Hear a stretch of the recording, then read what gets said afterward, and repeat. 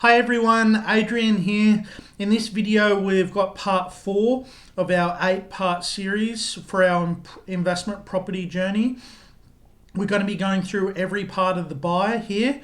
I'm going to be talking about the metrics, I'm going to be talking about the rents, I'm going to be talking about what the equity growth is and why we targeted this particular property.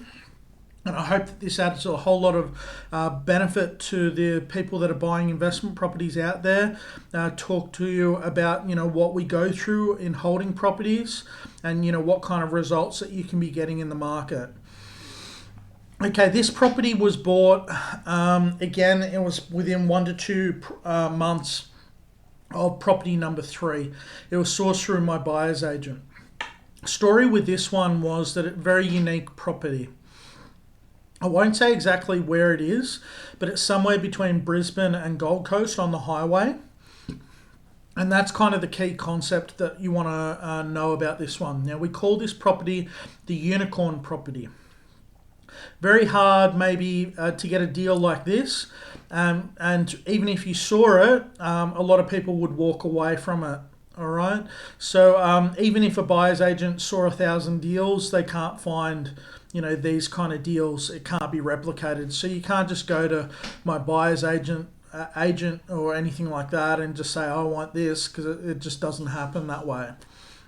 Story behind this one was that it's down a little side road. Let's say where the camera is exposed right now, there's a fence. Then there's a small little side access road that goes down the length of one property, and then it's mine, and then one more in the corner. It's got a creek running down the back, okay, and also it's got a billboard in the front yard. So just on the left-hand corner, closest to the bottom of the screen, there's actually the footing of a huge billboard in my yard. So what we did was we managed to contact the billboard company and pretty much tell them that they're inside of our boundary, and if they want to keep that, they've got to pay me. So they pay me $1,500 a year to keep that footing in my yard, or they would have had to have come and move the whole billboard, which would have cost them thousands of dollars, the size of this thing, just to remove one footing over or shorter, and it would have made their life hell. So they just decided to pay it. As long as they pay me $1,500 a year, I say nothing, and I've checked and it doesn't affect my insurance, which is great. It also acts as a little bit of a sound barrier, because where the fence is, there's a little access side road that's only the width of 1.5 cars max. And then there's a whole lot of foliage that doesn't cut out the sound, and within about 15 metres of that, there's a highway. All right, so the negatives. People look at this modular design, they don't think it's nice, even though at the time that we got it, it was less than 5 years old. Okay, so what happened? So it was a guy that had a huge portfolio, and he needed the funds quickly. All right, so he was going through an agent, and the price was $450. Okay, the guy had the settlement going through. They did the building and pest, and then they used the finance clause to get out, so they fell out of settlement. This happened not just once, it happened twice, and then I came in. Now, from what I could see, it was a dual key property, 4-bed, 2 bath, 1 car, and 2 bed, 1 bath, 1 car. And you can see the dual access there in the center, and the driveway and the garages. It is a little bit tight, but it does work. And the rents were quite low. So at the time that we got them, I can't remember exactly, but it was something like it was under 400 on the 4-bedder side, and it was in the low 300s for the other one, not including the billboard, when if you looked at the suburb, we knew that there was huge rental growth coming. And just to give you a ballpark on, the rents have gone up, and we've changed tenants twice in total since I bought it. And right now we're looking at a total rental return. I think we're sitting at 560 on one side, and we're sitting at, I think it's 360 or 370 on the other side. So that's the total rental return that we're getting at the moment. So it's just huge numbers. There's no strata or anything. And if anything, we're actually priced a little bit lower because in this suburb, there are quite a lot of acreages and it's hard to find rentals. It's less than 1% rental vacancy rate. So our buyer's agent came in again. It was a buyer's agent that found this. The settlement fell through, and my buyer's agent knew that I would settle, knew that I understood the metrics. I can get depreciation on this baby. The rental return is over 10% yield on cost, not talking about yield on debt. And if you would believe, I've got a Big Four bank val right now sitting at over 900,000 on this property. So that's inside of 18 months of buying it. All right. So that's the key thing. So property 1 and property 4 went through the roof, which enabled me to do 3 to 4 equity taps, which enabled me to get to 8 quickly. Without that, I wouldn't have been able to buy as quickly as I did. And this deal, a lot of people would walk away and not understand the metrics and why it fitted into the overall plan, because I was very much I want to buy a house and put a granny flat on the back. But as soon as my buyer's agent saw this deal, knew I was a numbers person, it was very easy to close. Had a couple of maintenance issues with problems with grass cutting because it is in an area where the grass grows a lot. So we've turned over contractors twice. So that's happened once. Also, we had to get the gutters cleaned. So that was another one. And we've turned over the tenants once in the 4-bedder, and we had some issues with the other tenant losing his job for a period of time, which caused him to have some concern with paying payments on the rent. So property manager managed all that, got him back on track, and we didn't have to kick out the other guy. And we did delay some of the rent increases to get him back on track. And not just that, we found that the current property manager on this one was just too lackadaisical. So the current tenants on there thought that they could do whatever they wanted and not be checked in on. That just wasn't the case. So we kind of noticed that there was a property manager on file that wanted to stay there, but we knew that they just weren't as good as the other one that we were using. Kick them out, put ours in, and everything's been handled really well, which we're really happy. And it's I call this the unicorn cash cow, getting equity growth through the roof and cash cow like crazy. All right, so that's this one.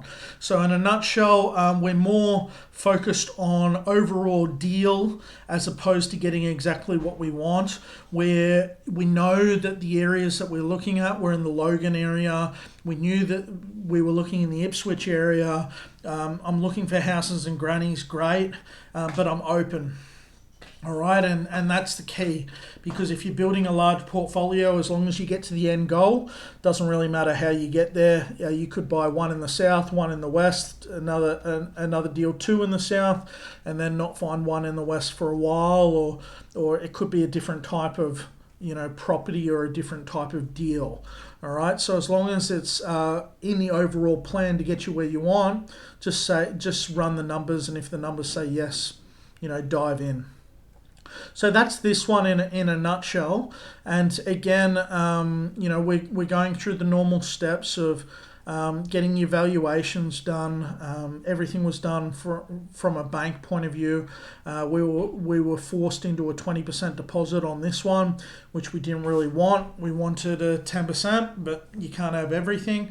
And obviously we did equity taps very quickly, knowing how high. I mean, within within 1 month of me buying this, of contract price, I already had 2 banks giving me bank vals at over 600,000. And that's just completely what happened. And right now it's sitting at 900, but when the market turns, it'll be over $1 million quite easily on that rental yield.